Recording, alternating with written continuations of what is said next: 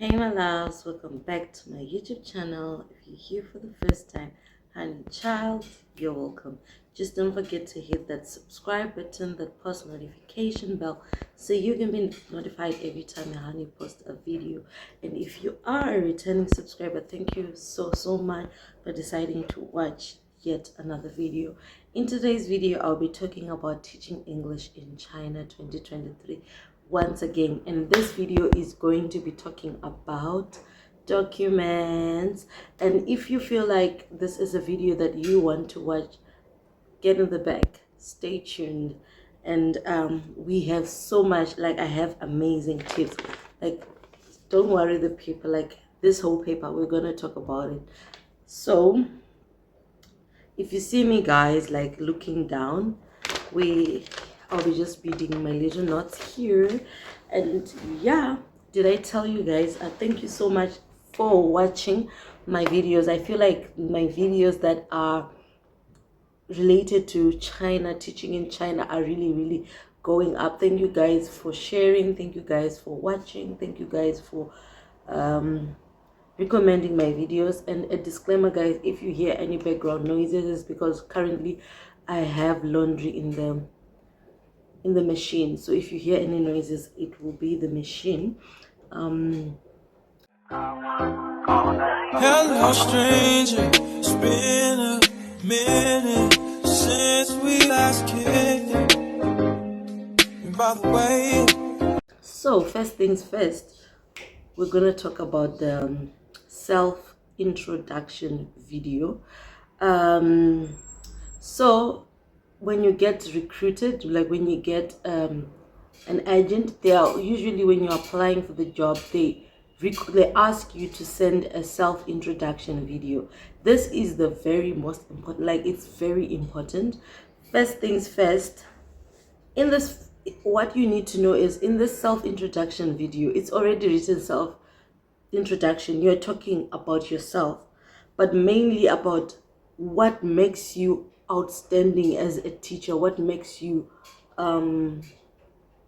be hired, what makes you be an asset in that organization. Everybody wants to hire the best of the best. So when you are presenting yourself in the self introduction video, make sure that you are telling them your pros, like your pros, what you are good at, and what they would benefit from you, from them hiring you, if you get what I mean. Also, another thing that they will ask for is the demo video. The demo video is like a video of you teaching, like imitate, like you don't necessarily have to have kids there or anybody there. You just have to pretend like you're in a classroom and you teaching per se. Or if you already have a demo video, like if you have teaching videos like you've been teaching before, you can necessarily just take those videos and do them. But I feel like if you are back at home, you can actually like have a, like African families, we are so huge, we're so big. You can just take a set of kids in the same age group, just teach them, like play games with them, do the, you know what I mean. That's a demo. You already have a demo video for yourself, you upload it there, you give them. So tips on the video, like tips on the video, the first one is look professional. No lie, when you are doing the video, make sure that you are dressed in a professional way, you are looking lively, you are looking presentable, and you are smiling. Always make sure that when you're taking that video, always make sure the lens, your eyes are looking on the camera lens, like you are looking, like you are really looking to your audience, if you get what I mean. Also make sure that your voice, when you're speaking, let it be clear. Like one thing I've noticed about Chinese, whether it's you are native or not native, if your pronunciation is not clear, they won't hire you. So make sure when you're speaking, don't make it seem as if you are acting, or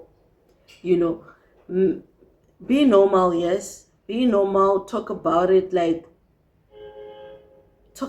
calmly, but also pronouncing the words and your voice is clear. So if you see like your phone doesn't have like a nice audio, it's best you get like a microphone, a mini microphone, or borrow from somebody that has. But if you're an iPhone user, it's perfect anyway. Make sure that you smile, like I mentioned that before. Make sure on the video you smile. Always be smiling. Smile makes people like put their guard down, like you appear more friendly, more approachable, more, not when you're talking you're frowning like, hi, my name is Ashley, with a serious face also, because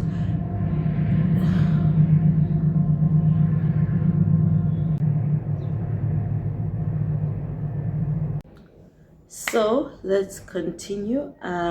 Now I already mentioned that when you're communicating in the video, make sure you're communicating why they should hire you, why you are the best option for them. Like, sell yourself, because look up, because to them you're appearing as a product. Every product has a unique selling point. So when you're approaching them, make sure you are selling yourself, period. So we're moving on to documents. The documents, I've mentioned this before, but it doesn't hurt to do a video and just speak on it, because usually I've never talked about the self-introduction video. I've never talked about the demo video, so I had to do this video and insert this part. But anyway, it doesn't hurt also to talk about documents, because it is documents. It is what is required after you get an agent. Why I'm doing this video, I think it's coming so late. I did a video about 4 ways you can get hired in China. If you haven't watched that video, go in my description box. I have a playlist that is designed for teaching here in China. Please watch all the videos. They are super helpful. Even people DM me saying that thank you so much for the information, blah, blah.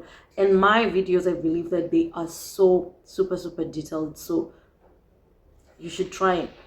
So the first thing, if you want to teach English in China, I've said it countless times, you need a bachelor's or a master's. You just need a degree. Whether it's a bachelor's, master's, a PhD, all you need to do is you need a degree. If your degree is obtained in China, some agents don't necessarily need your degree to be notarized and translated. But if you obtained your degree outside of China, you need it notarized and translated. But it depends. Like I always say, it varies with cities. You can find that some cities here in China, they require a notarized and translated. If you have like an English version, they even want a Chinese version. Some even want your CV to be translated in Chinese. So it differs. If you don't have a teaching degree, don't worry, skawara. All you need to do is the point number 2. You need a TEFL certificate. The TEFL or TESOL, teaching English as a first language, and teaching English as a first language, that's TEFL. TESOL, teaching English as a second language, that's a TESOL. But it doesn't matter which one you get, a TEFL or a TESOL, it has to just be 120 hours of it has to be. Make sure that when you get it, it will be 120. I'm going to insert my own TEFL certificate somewhere here in the screen corners, so that you can see what it looks like. The second thing that you need, of course, honey, if you're gonna come to China, you need a passport. And in terms of passport, they will need the back page of your passport and the front page of your passport. And you need to like scan them and send that documents. Also, you just need a passport, because you're coming to China. Who wants to apply for a job if you don't have a passport? It should be the number 1. The number 2 after a degree should be the number 2, the passport. Yeah, it is actually on my list. Then the TEFL, I already talked about it, the 120 hours. Um, there are so many websites, like there are so many websites where you can just go and Google TEFL certificate. You get your TEFL certificate, you know what I mean. But make sure don't get scammed. Also here in China, I've known so many companies that do this. Some actually do it for you. Some actually write it for you. Some you write it yourself. But I feel like it's really, really better if you write it yourself, because when you are now on the job, at least you know what to do because you have a teaching certificate. That rather than when you have somebody do it for you, you struggle. I don't know if I'm making sense. The fourth thing that you need is medicals. China does not play around with healthy workers. Like, you need to do medicals. Some cities, every time you renew your visa, I know Hangzhou for sure. Every time you renew your visa, you need medicals, and they don't play about it. They do not play about it. And also, those medical results, especially if you're a teacher, they should have a drug test. Like, it should have blood tests and drug tests as well. Sorry. Um, Another thing that you need, another document that you need is at least 2 recommendation letters from your previous school. Let's say maybe you've been teaching in China before, or you've been teaching in other countries, other cities, other schools, even back at home, maybe where you are currently. You've been a teacher and you want to come here for teaching. Make sure you get at least 2 recommendation letters that have address and contact information.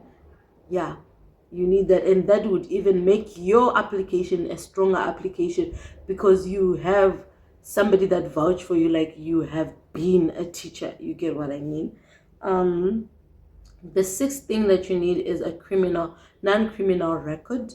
For people here in China, in case you're graduating soon and you also want to do teaching, you need a non-criminal record, and this one your school can actually help you. If you're a student and you're graduating this year, your school can actually help you. You get some papers from the school, also because the school has to say no, when you're here, you're a good student. They also give their report, and it also works hand in hand with the police. You get what I mean? So you need that paper. And also, if you are back at home, if you are in your country, you need a non-criminal record from your country, and make sure it's translated. It has English and Chinese. I talked about this. I have a video about this specifically on police clearance and non-criminal record. Is the same thing. It's the same thing. I said it just focused on that. It's so much detailed. Please do check that video again. It's there on my channel. Watch it. You need it notarized. If it's from your country, you need it notarized, translated, and translated also with a stamp from the consulate of your country or the embassy of your country. It's invalid if it doesn't if it hasn't been notarized or translated. If you are like maybe in South Africa, you can't use it here in China without it being notarized or translated, or even with a stamp from the embassy, period. The last thing is HSK certificate. This one, it varies. It really varies, but I feel like nowadays they're looking for teachers who can speak Chinese, because you can communicate. But if you don't have the certificate, some companies, when they hire you, especially if you're coming from another country that is not, if you're not residing in China, when they hire you, they offer you free Chinese classes. So it automatically writes off the certificate. However, if you're in China and you've been studying, if you have an HSK, it becomes it from some cities, it makes your application strong, if you get what I mean.